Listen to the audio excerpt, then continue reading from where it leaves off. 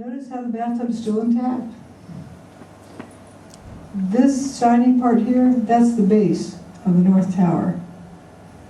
Right next to that wall. Parking garage is still here under Building 6. The remains of Building 6 they pulled down with the cable.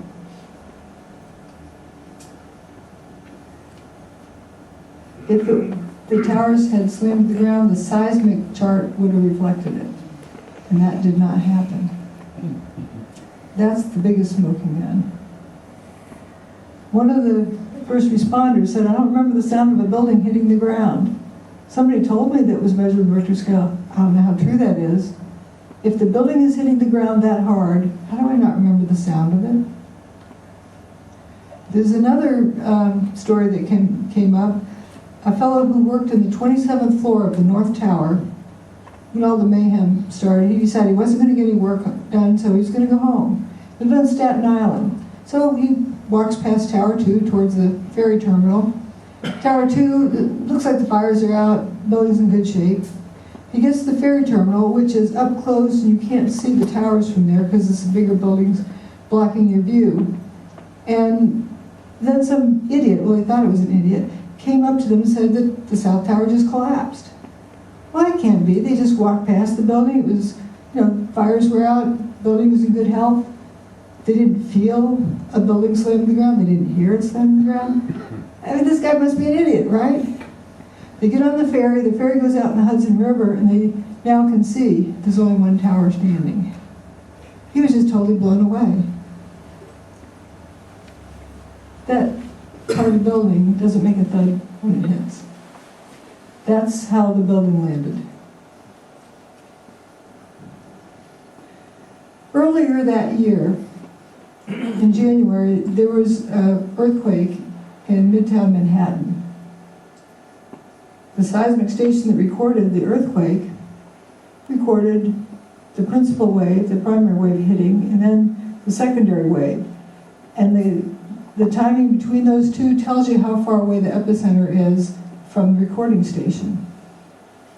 That was a magnitude 2.4. When the North Tower came apart, it was a magnitude 2.3, which is similar, but it doesn't look at all the same. First time I saw this, I went, did they over-filter it, or what's going on? Is that fake data?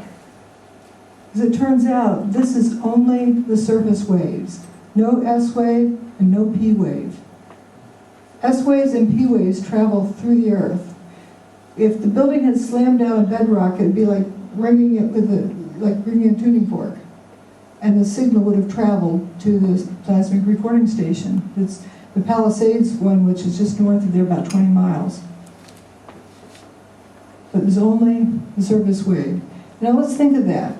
Imagine if you have King Kong reaches over and grabs a tower and chucks it up into space. Just lifts off that weight and removes it. You no longer have that weight pressing down on the earth. It's like getting off your mattress in the morning. When you get up, the mattress recovers.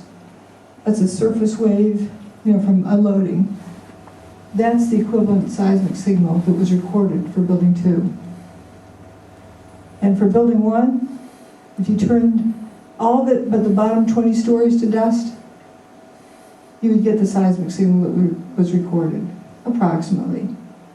So all of this stuff in that height is unaccounted for. The towers, Tower 1 had the same magnitude as the Kingdom, but it's 30 times, that's 3 times 10, 30 times more potential energy, height, and mass. So it should at least be more than that. But the Kingdom, was larger than these. For Building 7, the seismic signal was equivalent to just the bottom 2.5 stories. These didn't have a problem.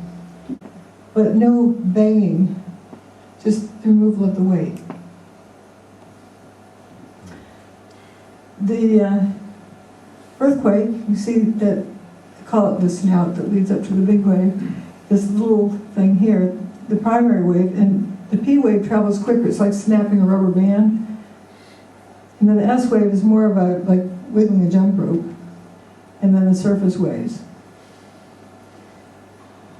That's from the earthquake. Now here's from the North Tower's demise. The ground only shook for 8 seconds. And there's no lead up to it that you can see. It takes 9.5 seconds to throw a bowling ball off the roof and have it hit the ground. Why did the ground shake for only 8 seconds? It didn't hit the ground. Here's the seismic chart. This is after Tower 2's demise. And then Tower 1 makes only a 2.3, and that's estimated, the equivalent of of an earthquake. But that's measured from the surface waves. Then we notice down here, the Fox Islands had a little earthquake. That's what that black cluster is. But would you believe, Building 7 is a non-seismic event. You can't really see it picked out of background noise. A 47-story building crashing to the ground. Look at all these quarry blasts. You know, they're blowing up rock quarries in Pennsylvania and New Jersey. They're recorded. Maybe controlled demolitions don't create seismic waves, S&P waves.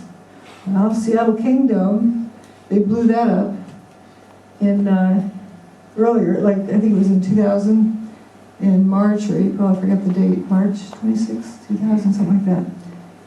And it has a primary wave and a secondary wave. You can see that little snout leading up to the bigger wave. Now, how long did the ground shake there? Of the major part of the event? Well, to measure the equivalent in height, it takes about 4 seconds to drop a bowling ball off the roof of the Kingdom and have it hit the ground. Yet the ground shook for the major part of this was 9 seconds, but still there was more after that.